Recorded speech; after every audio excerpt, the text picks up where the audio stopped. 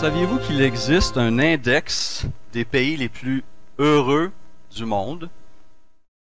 Depuis 10 ans, les Nations Unies publient annuellement son rapport mondial sur le bonheur, pour savoir dans quelle nation, quel peuple est le plus heureux au monde. 6 critères sont évalués: le produit national brut, donc la prospérité collective, l'espérance de vie, l'évaluation des libertés, de la corruption et de la perception de la générosité et de la solidarité nationale. 6 critères ainsi sont utilisés. Et le rapport 2022 semble indiquer que la plénitude se trouve surtout dans le nord, dans l'hémisphère nord. Beaucoup de pays scandinaves se retrouvent au sommet de cette liste-là, dont, pour la 5e année consécutive, la Finlande. Intéressant, hein? La Finlande. Le Canada se trouve en 15e position. Sur 146 pays, c'est pas mauvais. Hein?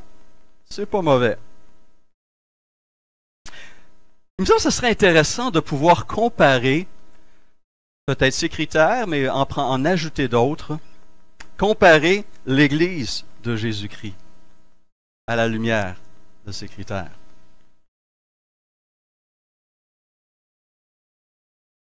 Dans cette liste, le pays qui se trouve en dernière position, c'est l'Afghanistan. Oui, l'Afghanistan, qu'on peut très bien comprendre. En 1 Pierre 2, versets 9 et 10, Pierre affirme ceci: « Vous êtes un peuple choisi. Nous sommes un peuple choisi. Des prêtres royaux, une nation sainte, un peuple racheté afin de proclamer les louanges de celui qui vous a appelé des ténèbres à sa merveilleuse lumière. Vous qui, autrefois, n'étiez pas un peuple, vous êtes maintenant le peuple de Dieu. » Wow! Vous qui n'aviez pas obtenu mes compassions, vous avez maintenant obtenu compassion. Et Paul va dans le même sens lorsqu'il dira en Philippiens 3:20 que nous sommes concitoyens des cieux, citoyens du royaume de Dieu. Les chrétiens forment, selon la parole et selon mon opinion, la nation, le peuple le plus heureux au monde. Et nous avons tous les éléments nécessaires pour nous réjouir en tant que peuple de Dieu. Quelles seraient les raisons de ce bonheur? Pourquoi devrions-nous nous réjouir? Comme Paul le dit en Philippiens 4:4, réjouissez-vous toujours dans le Seigneur. Je le répète, réjouissez-vous. Quelles sont nos raisons? J'en propose 4 ce matin et nous allons en voir 2 aujourd'hui. Premièrement, parce que nous avons été rachetés par le Seigneur. Parce que nous pouvons aussi expérimenter le repos dans le Seigneur. Parce que nous trouvons aussi notre refuge dans le Seigneur. Et finalement, parce que nous allons régner avec ce même Seigneur. 4 mots-clés: rachat, repos, refuge et règne. Examinons ensemble les 2 premières vérités. Nous avons été rachetés par notre Seigneur. Est-ce que vous avez médité sur cette vérité récemment?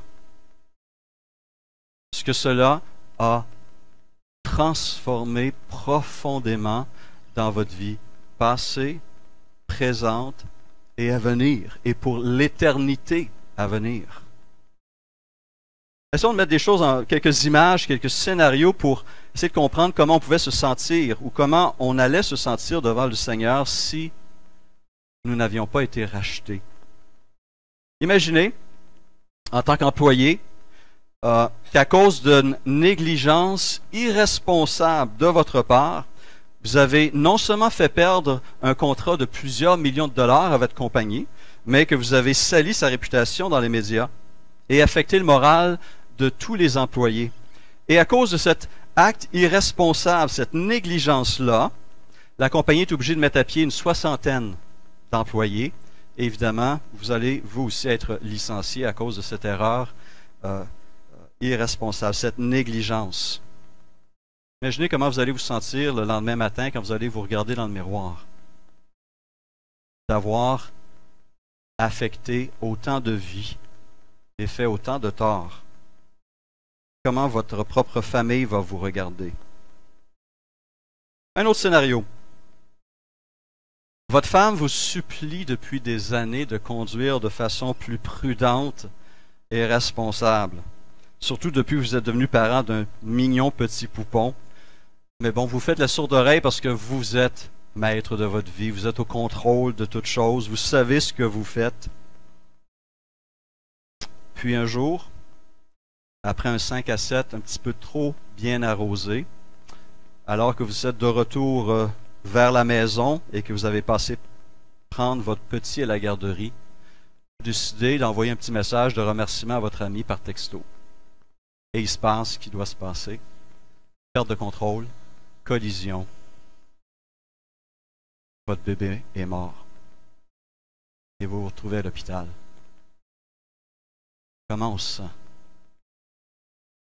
Comment on peut regarder sa femme dans un tel contexte? Deux scénarios purement humains qui montrent l'impact de nos actions sur nos prochains, alors que le péché nous rappelle que ce que nous faisons a un impact aussi dans notre relation avec notre Créateur. Prenez ces deux situations, multipliez-les par 100, ou même par 1000, ou même encore par 100 000.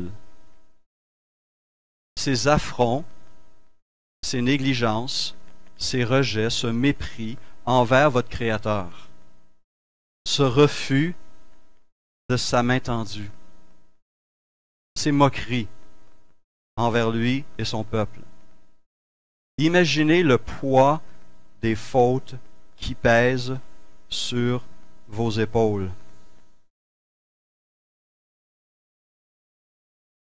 Un poids de culpabilité et de honte. Si monsieur et madame tout le monde, on prend monsieur et madame tout le monde, hein, le petit voisin qui fait pas de tort à une mouche, il va peut-être tuer certains animaux, les écureuils quand il était jeune, il est arrivé. Mais sinon, pas de si méchant que ça, à peu près 3 péchés par jour. C'est pas gros. Vous êtes d'accord? Examinez-vous vous-même. C'est pas gros. Une pensée méchante, une parole dure, un geste blessant, 3 seulement. Multipliez ça par ce qui est l'espérance de vie normale d'un Québécois aujourd'hui, 83 ans. Cela nous donne le chiffre faramineux de 90 885 infractions spirituelles contre la loi morale de Dieu. 90 885 infractions morales contre la loi de Dieu. Imaginez que vous devez aller devant un tribunal, devant un juge, avec un dossier, des dossiers qui contiennent toutes ces accusations. Vous seriez écrasé par le poids de ces dossiers-là. Vous ne pourrez même pas vous rendre au palais de justice. Ça ferait plusieurs mètres de haut, n'est-ce pas? Un casier judiciaire impossible d'ignorer ou d'effacer. Nous sommes coupables, nous nous savons coupables devant ce Créateur. Et tout ce qui reste est la terrible attente du jugement de Dieu, du juste jugement de Dieu.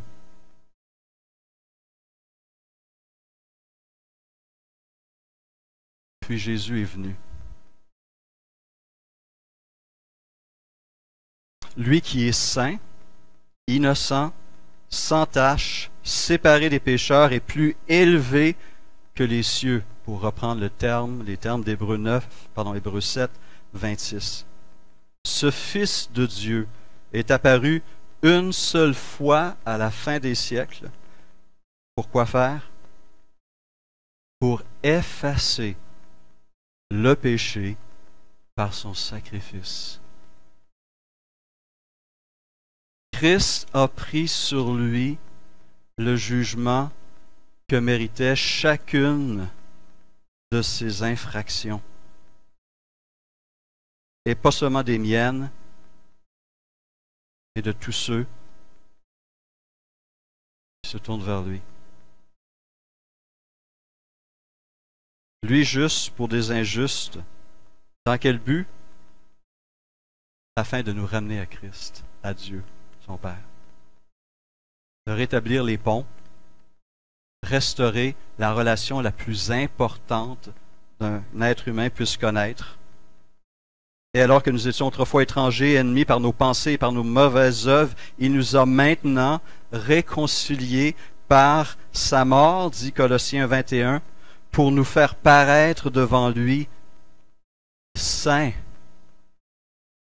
sans défaut, sans reproche. Amen. Amen.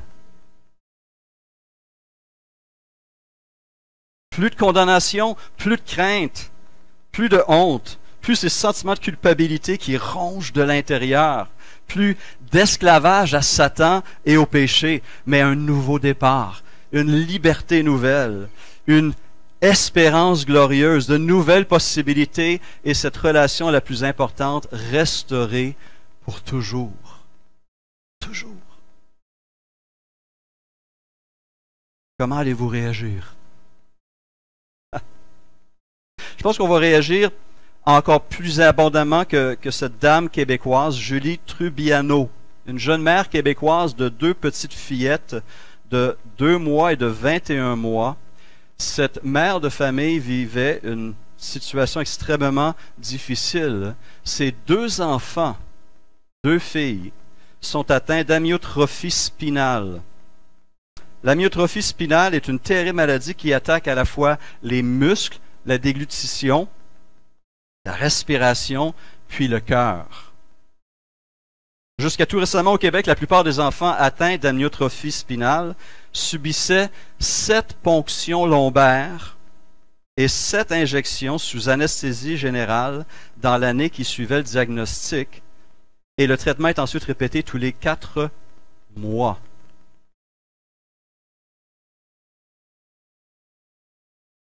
Julie Trubiano dit ceci: « Cette médication est particulièrement traumatisante pour sa fille Annabelle, 2 mois, et pour sa fille Élisabeth, 21 mois. Elle dit ceci: Annabelle, vu qu'elle est trop jeune, on la maintient en contention.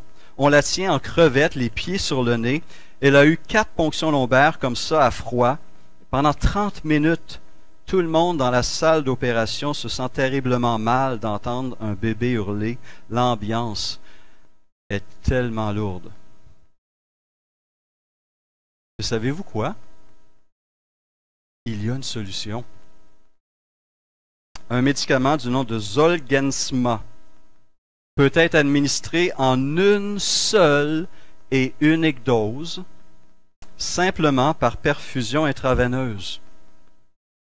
Une seule dose. Mais vous le devinez, il y a un hic. C'est le médicament le plus cher au monde. Cette dose unique coûte 2,8 millions de dollars. Impossible, impossible pour un parent de payer un tel montant pour apporter un espoir de vie à son enfant. Mais en octobre 2021, il y a 1 an, le gouvernement québécois a pris la décision d'offrir gratuitement ce médicament aux enfants atteints d'amyotrophie spinale qui se qualifiaient pour ce traitement-là. Et lorsqu'on a appelé la maman, Julie Trubiano, pour connaître sa réaction à l'annonce de cette nouvelle, sa réponse était la suivante, et je cite, « Je capote. » Hier soir, c'était la première fois que je m'entendais rire depuis des mois. Quel poids qui vient d'être enlevé des épaules de cette mère grâce à ce traitement payé par quelqu'un d'autre et qui donne un espoir à ses 2 filles. L'apôtre Pierre écrit ceci en 1 Pierre 1. Ce n'est pas par des choses périssables, par de l'argent ou de l'or que vous avez été rachetés de la vaine manière de vivre que vous aviez héritée de vos pères, mais par le sang précieux de Christ. Aucun autre remède n'existait pour traiter notre condition et personne, même s'il y en avait un, n'aurait pu se l'offrir. Il est hors de prix.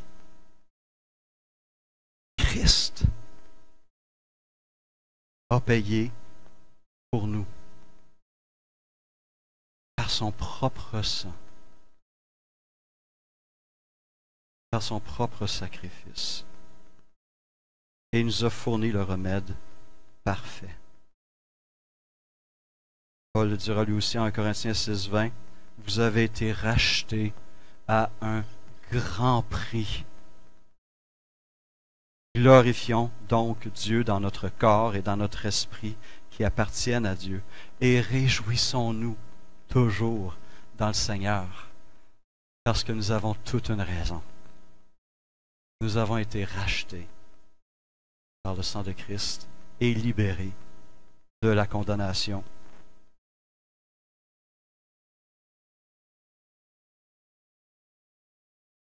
Une deuxième raison qui nous amène à nous réjouir, c'est que nous pouvons, jour après jour, expérimenter le repos du Seigneur lui-même.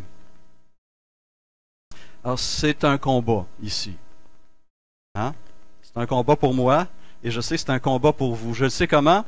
Parce que quand je pose la question à ma famille, à mes enfants, quand je pose la question à vous, frères et sœurs, savez-vous quelle est la première réponse, la réponse la plus commune, celle qui revient le plus souvent lorsque je pose la question « Comment ça va? » Je suis fatigué.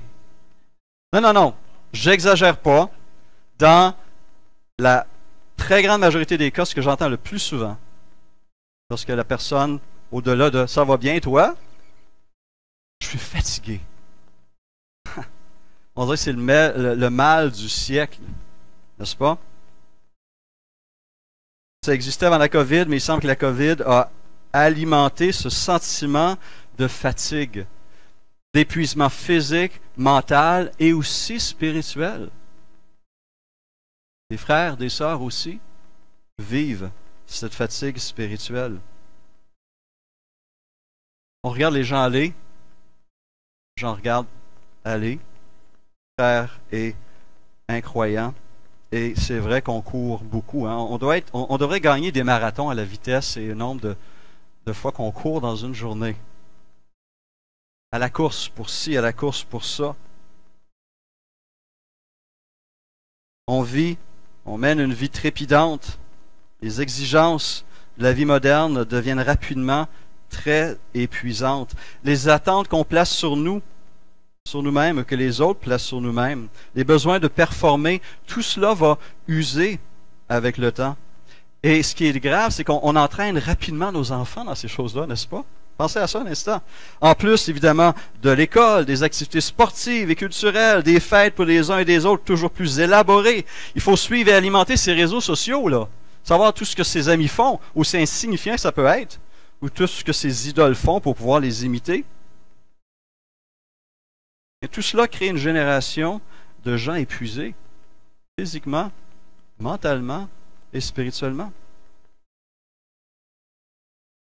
En explorant ce sujet-là, j'ai été surpris d'apprendre que cette absence de repos est en fait une forme de malédiction. Le terme de repos revient, entre autres, dans le psaume 95, lorsque l'auteur fait une évaluation de la génération des Israélites qui ont été libérés de l'esclavage en Égypte, qui ont vu les hauts faits de Dieu, qui ont hérité des promesses de libération et de la terre promise, et qui ont refusé d'écouter la voix de Dieu, qui se sont endurcis dans leur incrédulité et qui ont rejeté la terre promise. L'auteur, psaume 95, dit ceci: « Pendant 40 ans, j'ai eu cette génération en dégoût et j'ai dit, c'est un peuple dont le cœur s'égare, ils ne connaissent pas mes voies.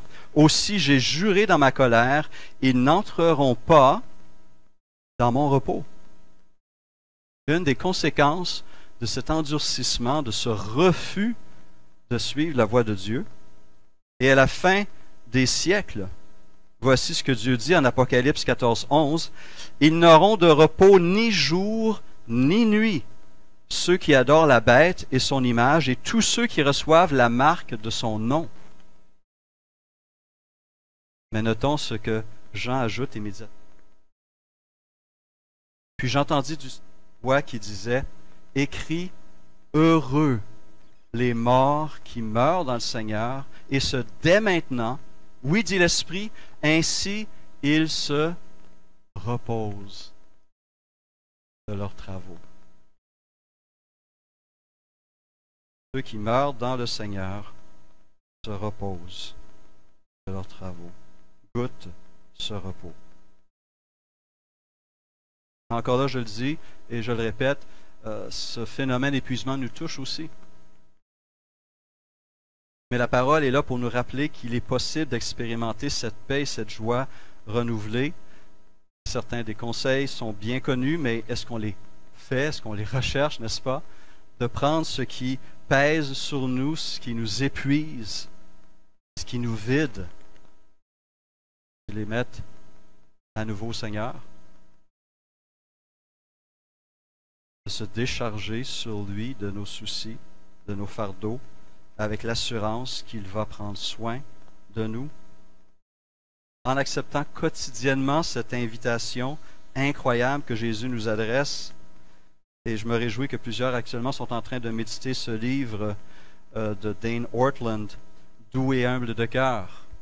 Matthieu 11, 29. « Venez à moi, vous tous qui êtes fatigués et courbés sous un fardeau, et je vous donnerai du repos. Vous trouverez le repos pour votre âme. » Et jour après jour, par l'Esprit Saint qui habite en nous, et par un esprit qui est soumis à son action, nous expérimentons, par la grâce de Dieu, davantage cette paix et sommes renouvelés dans ce repos. Et nous pourrons faire nôtres les paroles de David dans le psaume 37 lorsqu'il parle à sa propre âme. « Demeure tranquille, appuyé sur l'Éternel et attends-toi à lui. » À la lumière de ces promesses, les chrétiens sont certainement le peuple le plus heureux au monde, ou devraient l'être. Parce que les promesses sont vraies et Dieu est fidèle. Et lorsqu'on est ballotté à gauche et à droite par toutes sortes de choses, le repos est malgré tout possible. À l'image de ce récit dans les évangiles que j'aime particulièrement, Jésus et les apôtres sur le lac de Galilée. Jésus, après une longue journée, s'endort. Les apôtres rament et qu'est-ce qui arrive? Une tempête s'abat sur le lac, tempête tellement violente que même des pêcheurs expérimentés comme Pierre, Jacques et Jean pensent qu'ils vont couler, paniquent, et ils vont réveiller Jésus. Qu'est-ce que Jésus fait? Il se réveilla et menaça le vent et les flots. Ceux-ci s'apaisèrent et il y eut un calme plat. Puis il leur dit, « Où est votre foi? » Saisis de frayeur et d'étonnement, ils se dirent les uns aux autres, « Qui est donc cet homme? Il donne des ordres même au vent et à l'eau, et ils lui obéissent. » Connaissons la réponse à cette question. Qui est cet homme? Dieu le Fils, Fils de Dieu, Seigneur des Seigneurs, Roi des Rois, Tout-Puissant, Dieu lent à la colère et miséricordieux, riche en bonté. Notre Seigneur, notre Sauveur, notre Rédempteur. Nous sommes le plus heureux des peuples parce que nous pouvons expérimenter le repos du Seigneur et sa paix. Nous sommes le plus heureux des peuples parce que nous avons été rachetés de la malédiction de la loi, poids de nos fautes qui nous écrasaient, et introduits dans une vie nouvelle et une relation nouvelle en Jésus-Christ. Et donc, à nouveau ce matin, et malgré ces tempêtes qui font rage à l'extérieur, nous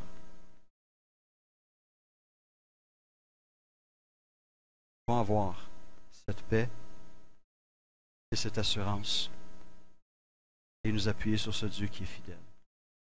Prenons un instant pour nous placer à nouveau devant ce Dieu, devant ce trône de grâce,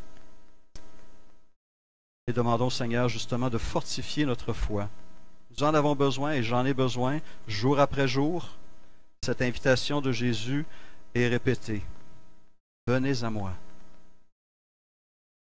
Venez à moi. Tous qui êtes fatigués et courbés. Seigneur Jésus, je sais que dans cette salle et à l'écran, nous avons des frères, nous avons des sœurs qui vivent des moments difficiles, soit qu'ils luttent contre une maladie sérieuse, anticipent une situation pénible, ils sont inquiets sur un avenir incertain, ont peut-être commis des gaffes ou des fautes graves et se demandent où donner de la tête. Peut-être sont aux prises à un péché, avec un péché qui ne les laisse pas en paix. Seigneur, nous voulons à nouveau nous rappeler ces vérités. Il n'y a plus de condamnation pour ceux qui sont en Jésus-Christ. En Christ, les choses anciennes sont passées et toutes choses sont devenues nouvelles. Une vie nouvelle nous habite par le Saint-Esprit. Une puissance nouvelle est à notre disposition pour marcher dans ces voies incroyables tracées par Jésus-Christ. Et malgré cette marche, le repos nous est offert jour après jour après jour. Et ce matin, je te prie de rafraîchir mes frères, mes sœurs pèlerins, peut-être fatigués aujourd'hui. Ranime leur cœur, restaure leur force, fortifie leurs mains et leur cœur. Garde leurs pensées, centrées sur toi. Pour ta gloire, pour leur bien. Amen.